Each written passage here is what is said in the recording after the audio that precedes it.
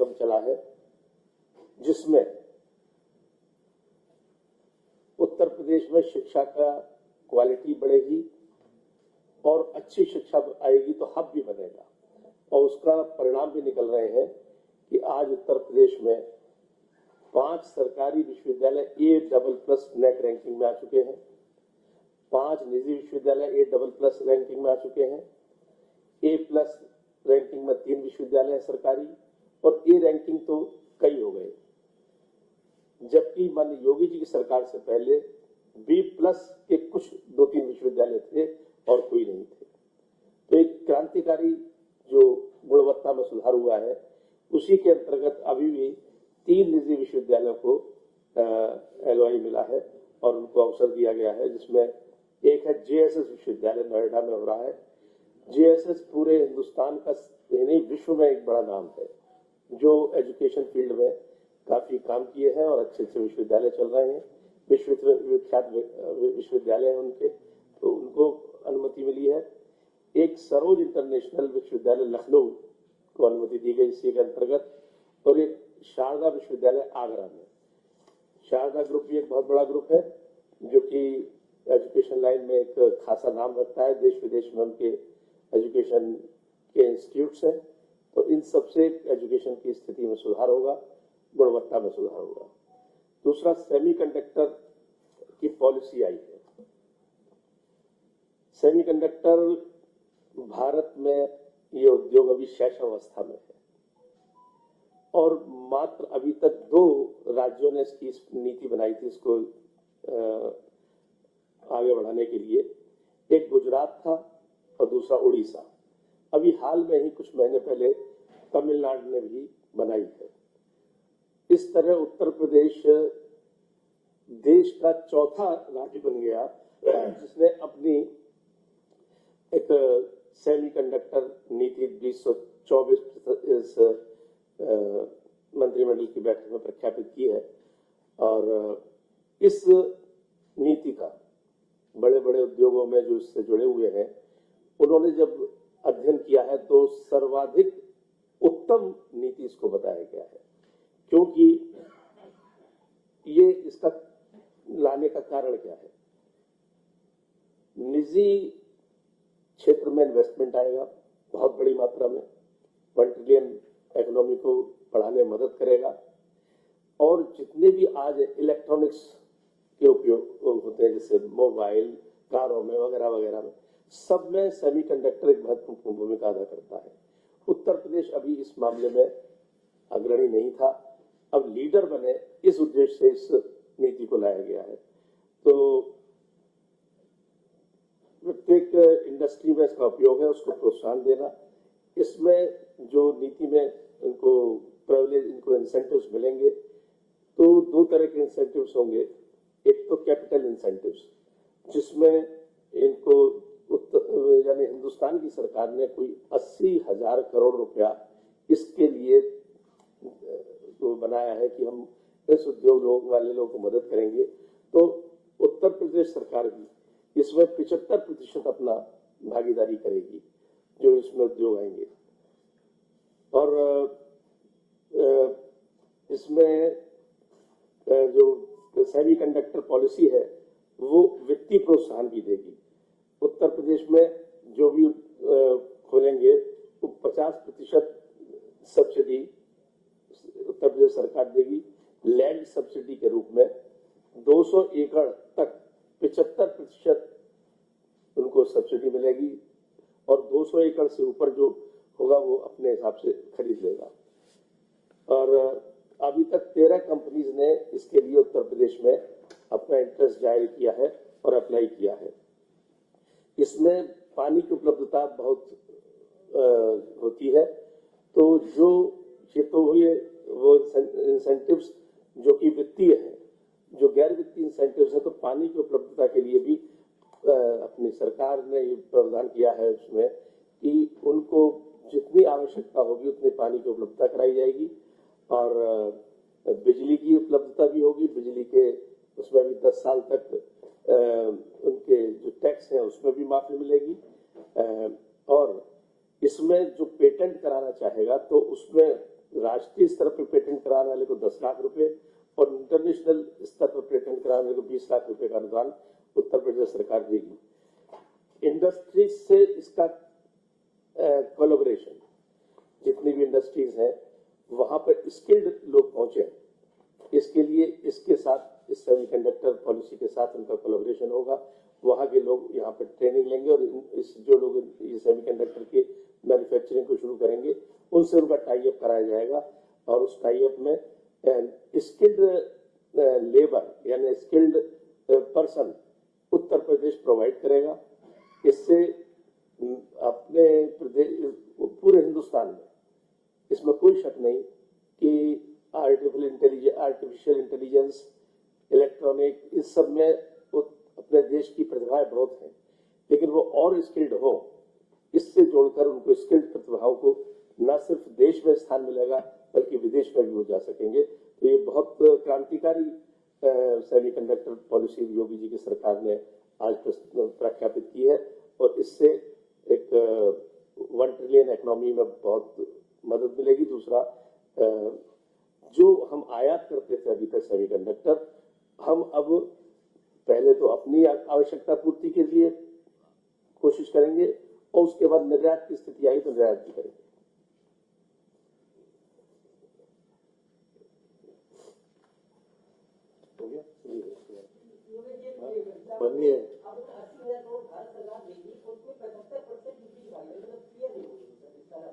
जिस उद्योग को जितना भी भारत सरकार देगी, मान लीजिए मैं लगा रहा हूं और मैंने 100 करोड़ का वो किया, उसमें 80,000 में से जो उसका केंद्र सरकार का हिस्सा होगा वो देंगे, 75% हम देंगे।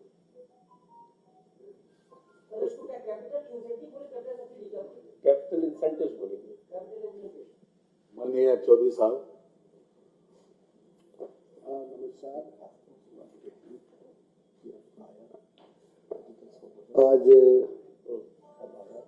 जिसका इंतजार था, उत्तर प्रदेश के सबसे बड़ी इंडस्ट्रीज गन्ना मिल और गन्ना के किसान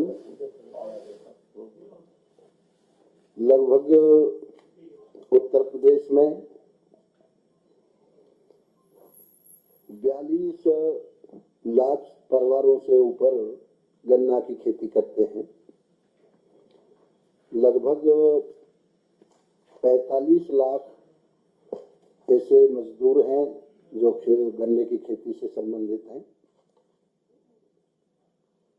आदरणीय योगी जी के नेतृत्व में 2017 से लेके अब तक, जब हमारी 2017 में सरकार आई थी उस समय गन्ने का भाव 315 रुपए प्रति क्विंटल अगेती किस्म का था। वो 2 बार बढ़ाया गया और आज माननीय मंत्रिपरिषद ने 20 रुपए क्विंटल गन्ने का भाव बढ़ाया है, जो बढ़ के अब इस समय अगेती किस्म 370 रुपए प्रति क्विंटल हो गई है। उत्तर प्रदेश में इस समय लगभग 29 लाख हेक्टेयर में गन्ना होता है।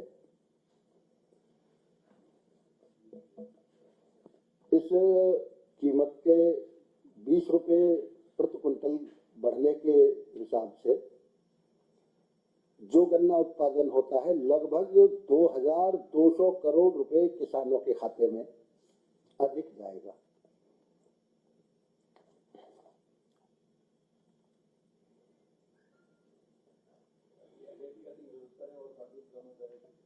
जो दूसरी वैरायटी है उसका किया गया है 360 रुपए।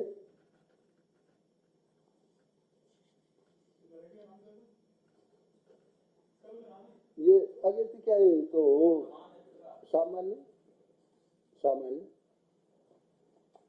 और अब तो पहले एक अनुपयुक्त वैरायटी मानी जाती थी, अब वो लगभग प्राय समाप्त है, उसका कोई औचित्य नहीं है। ये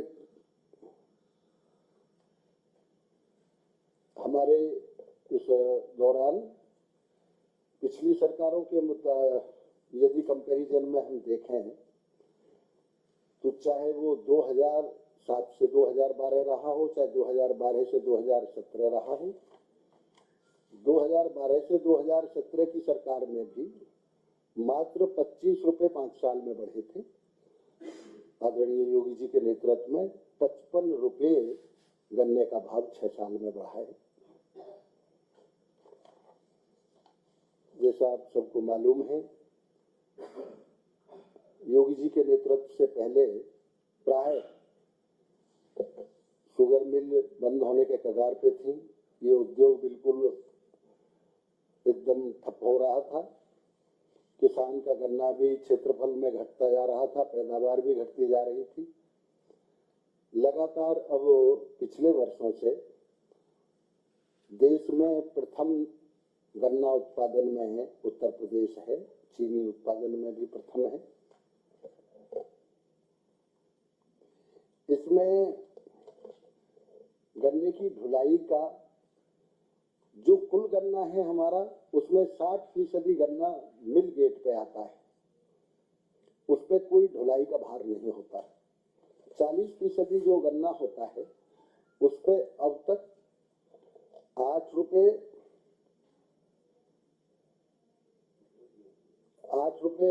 45 पैसे थे। हमने 45 पैसे इसके 8 रुपए 35 पैसे सॉरी हमने 45 पैसे प्रति क्विंटल प्रति किलोमीटर बढ़ाया है, लेकिन ये अधिकतम 9 रुपये होगा।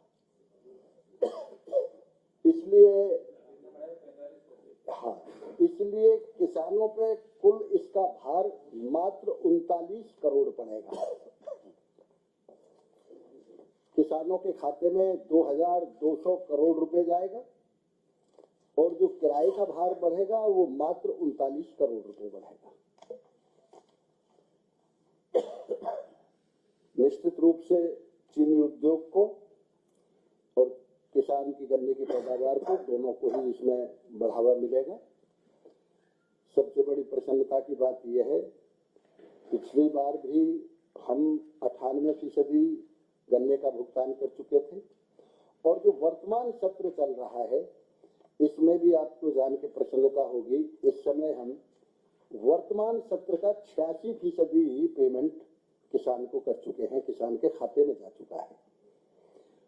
हमारी लगभग इस समय 120 मिल चल रही हैं, जिनमें 40 मिल हमारी ऐसी हैं जो साप्ताहिक पेमेंट कर रही हैं किसान को, जबकि एक्ट में प्रावधान 14 दिन का है, लेकिन 40 मिल हमारी साप्ताहिक पेमेंट कर रही हैं। ये निर्णय किसान, व्यापारी, मिल मालिक, अधिकारी सभी को बैठ के कमेटी में जो सुझाव आए, उन सुझावों के बाद माननीय मंत्रिपरिषद के समक्ष हमने रखा, ये निर्णय किया गया है। धन्यवाद। धन्यवाद चौधरी साहब।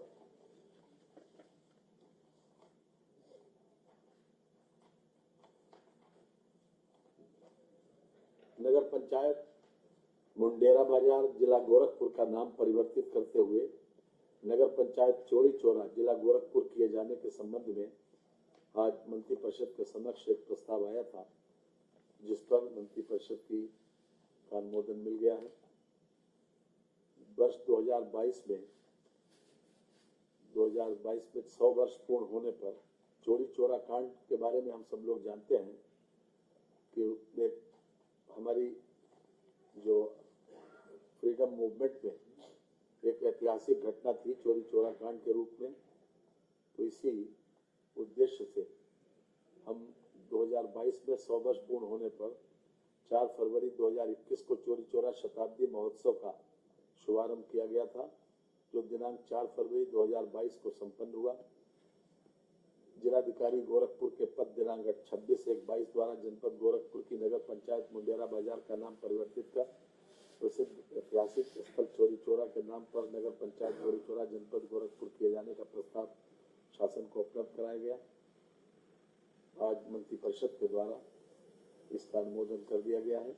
अब मुंडेरा बाजार का नाम, नगर पंचायत मुंडेरा बाजार का नाम अब चोरी चोरा नगर पंचायत चोरी चोरा जिला गोरखपुर होगा।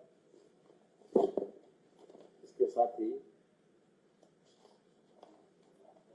विकास प्राधिकरणों के अंतर्गत आने वाली कृषि भूमि के उपयोग औद्योगिक में परिवर्तन कराने में सूक्ष्म लघु और मध्यम उद्योग की इकाइयां एवं प्लेस पार्कों, निजी एमएसएमई पार्कों को परिवर्तन शुल्क से मुक्त रखे जाने हेतु उत्तर प्रदेश सूक्ष्म लघु एवं मध्यम उद्यम प्रोत्साहन नीति 2022 में परिवर्तन के संबंध में 2017 में एक हमारी नीति आई थी, जिसके अनुसार जो भी भूमि परिवर्तन होगा उसमें किसी प्रकार का कोई शुल्क नहीं पड़ेगा।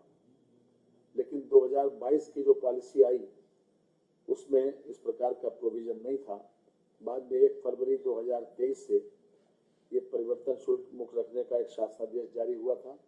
लेकिन आज मंत्रिपरिषद के सामने ये प्रस्ताव आया कि जो 2022 की हमारी नीति थी कि भूमि उपयोग किसी प्रकार का शुल्क नहीं लिया जाएगा, ये एमएसएमई उद्योग को बढ़ावा देने के लिए उद्देश्य से किया गया था और इसके काफी सकारात्मक परिणाम आए। आज मंत्रिपरिषद के द्वारा जो अनुमोदन दिया गया वो इस विषय पर कि जो भी नीति हमारी 2017 में लागू हुई थी उसको फिर से एक बार 2022 की नीति में शामिल कर दिया गया। ये जो प्रोविजन है 5/1/2017 इसको जोड़ दिया गया, जो प्रस्तर 5 में जोड़ा गया है। उत्तर प्रदेश सूक्ष्म लघु एवं मध्यम प्रोत्साहन नीति 2022 के प्रस्तर 5 में एक नया उप प्रस्तर 5.1.17 जोड़ते हुए निम्नवत प्राविधान सम्मिलित किया जाएगा। 5.1.17 विकास प्राधिकरणों के अंतर्गत आने वाली कृषि भूमि के उपयोग औद्योगिक में परिवर्तन कराने में सूक्ष्म लघु मध्यम की इकाइयों एवं शासनादेश संख्या दी गई है। हमने आपको जो प्रेस नोट दिया उसमें दिया है कि 1 फरवरी 2023 से आच्छादित प्लेस पार्कों यानी निजी एमएसएमई पार्कों को परिवर्तन शुल्क से मुक्त रखा जाएगा।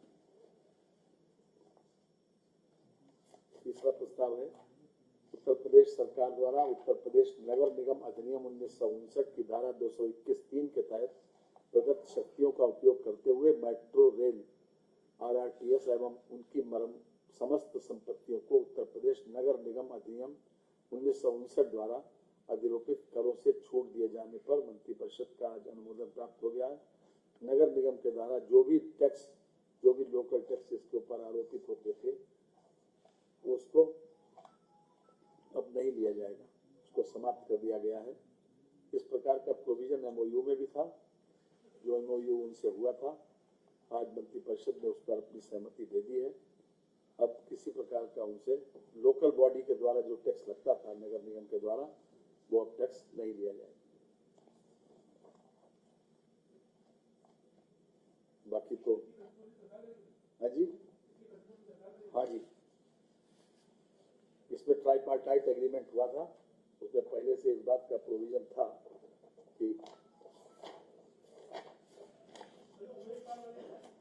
जी आया था।